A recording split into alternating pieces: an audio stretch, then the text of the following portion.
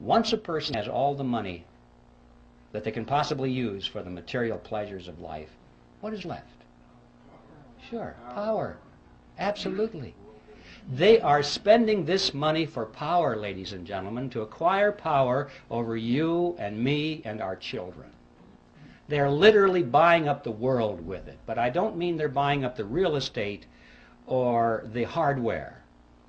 They're buying up control over people. Technically, in sociological terms, they're buying control over the power centers, which means those groups and institutions through which people live and work and follow leadership and accept information. People are always associated in groups, and they work in groups, they move in groups. And these groups have heads of them, leaders. And this money has been going for many years to acquire influence, if not control, over the leaders of these power centers in society. So they can, therefore, indirectly influence and control you and me. Specifically, that means they have been spending this river of wealth very freely to buy control over politicians, political parties, television networks, cable networks, newspapers, magazines, publishers, wire services, motion picture studios, universities, labor unions, church organizations, trade associations, labor unions, tax-exempt foundations, multinational corporations, Boy Scouts, Girl Scouts, you name it.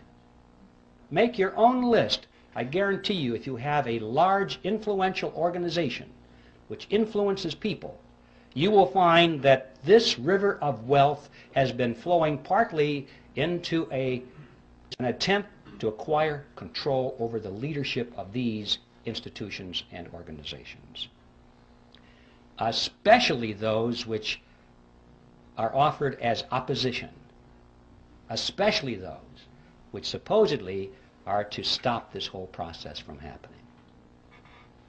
Now, this has not only been going on in America, but this has been going on in every nation of the world, pretty much in the industrialized nations as it has gone on here.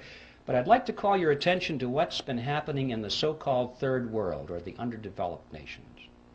This process is now complete. It's not going on, it's finished. They literally have bought those nations. Have you ever wondered what's going on there with the IMF, World Bank? Every once in a while on the back page of the newspaper you read that Congress once again authorized another $100 billion or so to go to the World Bank. And then it explains very carefully that this money is being used for humanitarian reasons. It's being used to uplift the standard of living of these poor people. That is an appearance of the fourth kind if you ever saw one. It's not being used for that at all. If it is, they're not doing a very good job, because after all these years, you cannot point to one of those countries which has had its standard of living raised one iota by this vast expenditure of money, because it was never designed to do that. The money does not go to the people. It does not go to the industries or the businesses of those countries where it might have a chance of raising the standard of living. It goes to the politicians, doesn't it? It goes to the governments of those countries, and it is used specifically to perfect and strengthen the control mechanisms over their people. Usually this starts out as an inefficient dictatorship, but by the time they get the UN money, it ends up as an efficient dictatorship.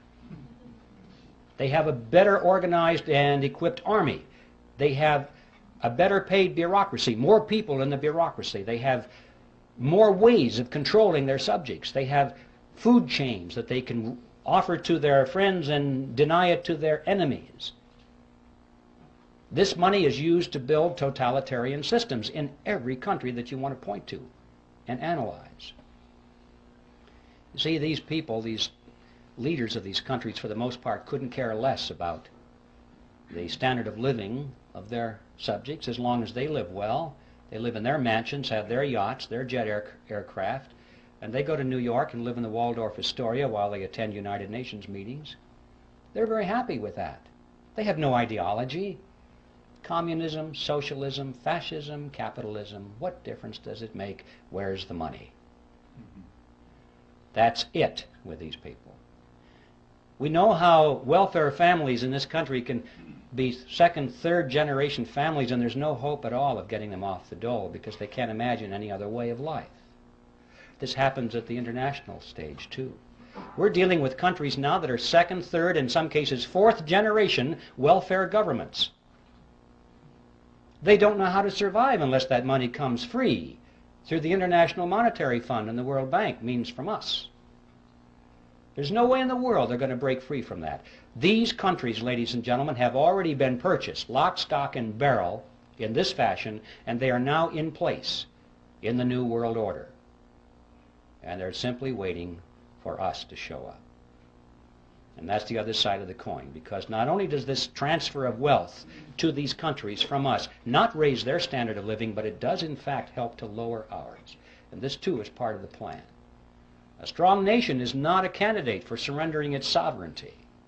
But if a nation can be brought to its knees, if it is hungry, desperate, if it has chaos on its in its streets, if it has political turmoil, then the people in that nation will much more likely accept any solution that's offered to them by their government or by a world government. If there's anarchy in the streets, as we saw in Watts, in Los Angeles, people were joyous when the soldiers showed up. They were joyous because this now was an end to anarchy. It was a dress rehearsal. They won't care whether the helmets on these people are blue or brown. If it says UN on the side, that won't make any difference. They'll say, thank God for the UN finally brought and restored peace to our streets. And if people are hungry and they're out of work and they don't know what to do in the economy, they'll be so thankful for a UN monetary unit which has purchasing power a little bit. Thank God for this UN money, because the old American dollars are kaput. Don't know what to do with it. This is the plan, ladies and gentlemen, to weaken America. And so that's the process. And I'm mentioning this because I want to emphasize to you that what is going on here has nothing at all to do with wealth. The name of the game now is power.